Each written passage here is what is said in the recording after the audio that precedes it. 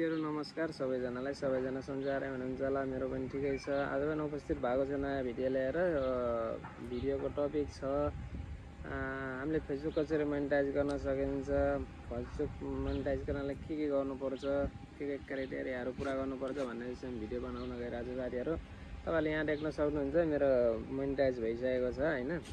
तपाईले यहाँ देख्न सक्नुहुन्छ प्लस तपाईहरुको स्टारले यति $0.19 कमाएको छु। अनि हामीले कसरी मोनेटाइज गर्न सकिन्छ भन्ने विषयमा भन्नाले हामीले फेसबुक क्राइटेरिया हुन्छ साथीहरु। तपाईहरुले 10,000 फलोअर हुनु पर्यो अनि 60,000 वाच टाइम पुरा गर्नुपर्छ साथीहरु। प्लस तपाईहरुले अहिले भनेको त्यस्तो अहिले पहिलेको जस्तो त्यस्तो इन्स्टेन्ट म्याद रिल्स त्यस्तो हैन। अहिले भनेको तपाईहरुको एउटै टुल्स आउँछ, कन्टेन्ट मोनेटाइजेसन टुल्स। त्यहाँदेखि तपाईहरुले कमाउन सक्नुहुन्छ, स्टोरीदेखिको पैसा कमाउन सक्नुहुन्छ हैन। तपाईहरुले कुनै ट्याग्स गरेपछि बापत पैसा कमाउन सक्नुहुन्छ। लङ भिडियोदेखि, फोटो अपडेट गरेदेखि, रिल्स अपडेट गरेदेखि तपाईहरुले पैसा कमाउन सक्नुहुन्छ। त्यसको लागि चाहिँ साथीहरु आफ्नो ओरिजिनल भिडियो हुनुपर्छ, आफ्नो ओरिजिनल कन्टेन्ट चाहिँ युज गर्नुपर्छ।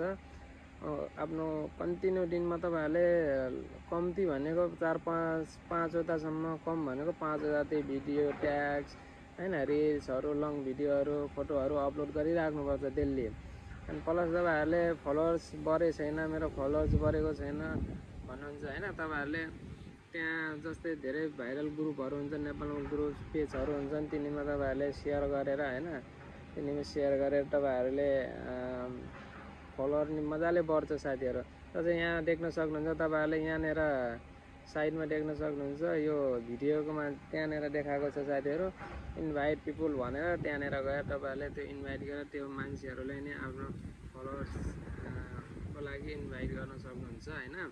तपाईहरुले आफ्नो ओरिजिनल कन्टेन्ट हाल्नु होला, तपाईहरुले डेली हाल्नु होला। एउटा न एउटा भाइरल भएपछि तपाईहरुले कसैले पनि भन्नु पर्दैन मेरो फेसबुक पेज फलो गरिदेऊ, यो गरिदेऊ, त्यो गरिदेऊ, हेरिदेऊ भनेर भन्नु पर्दैन। आफै हुन्छ साथीहरु।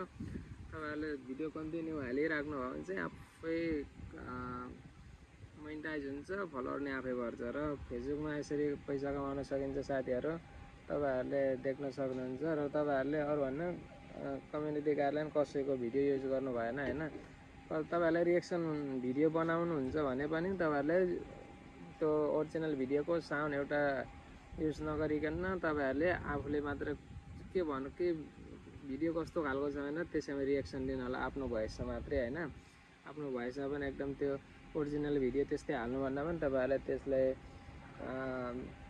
के गर्न, कुनै फिल्टरहरु, अलि राम्रो फिल्टरहरु युज गरेर ओरिजिनल भिडियोलाई अलि युज गरेर हाल्नु होला साथीहरु, मिलाएर हाल्नु होला अनि राम्रो युज गर्नु होला। एकदम फेसबुकदेखि मजाले पैसा कमाउन सक्नुहुन्छ। तपाईहरुले देख्न सक्नुहुन्छ बुद्धि राणा भन्ने हैन, अनि सेङ्गली कान्सो भन्ने, उहाँहरुले मैले भन्दा पनि पछि उहाँहरुले फेसबुकमा काम गर्न सुरु गर्नु भएको। तर मैले यस्तै व्यस्तताको कारणले गर्दा मैले खासै भिडियो नबनाएको कारणले उहाँहरुले अहिले मजाले पैसा कमाइराख्नु भएको छ। त्यही भएर साथीहरु फेसबुकमा मजाले पैसा कमाउन सकिन्छ, युट्युबमा पैसा कमाउन सकिन्छ। तपाईहरुले मेहनत गर्नु पर्यो। सोशल मिडियामा एकदम राम्रो कमाइ छ। सोशल मिडियामा अरु रिच, अरूको रिल्स, टिकटक भिडियो हेर्नुभन्दा आफूले केही भिडियोहरु आफ्नो ओरिजिनल कन्टेन्टहरु बनाउनु हो भने चाहिँ एकदम मजाले कमाइ हुन्छ साथीहरु। र आफ्नो ओरिजिनल भिडियो युज गर्नु होला। तपाईहरुले रिएक्सन भिडियो बनाउनुहुन्छ भने पनि हैन, हेर्नुस् यहाँ मैले यसरी रिएक्सन भिडियो बनाउँथे। यसरी रिएक्सन भिडियो बनाउँदा पनि तपाईहरुले जिरो साउन्ड युज गर्नुपर्छ। जिरो साउन्ड युज गर्ने, त्यो ओरिजिनल भिडियो कुनै पनि साउन्ड हुनु भएन हैन।